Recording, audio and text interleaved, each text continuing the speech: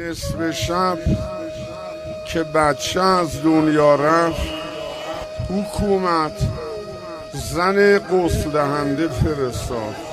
پیرن بچه رو که در رو برد، گفت من غسل نمیدم. چرا؟ گفت من خیلی بچه غسل دادم، اما بچه ای که گردن تا نوک پا سیاه شده باشه، چه شده این بچه؟ گفتن برو خودمون غسلش میدیم. خودشون یه قبر کوچیک کندن، بچه رو دفن کردن. اما زینب کبرا دید ام کلثوم بیتابانه گریه میکنه.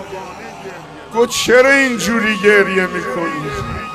گفت خواهر دیشب بچه اومد پیش من، گفت عمه من هنوز گشنمه. بهش گفتم سهم نون تموم شده، انقدری که به ما غذا نمیدن. گفت عمه اگه نون نداری آب به من بده. گفتم عمه آبم تموم شده، صبح آب میارم.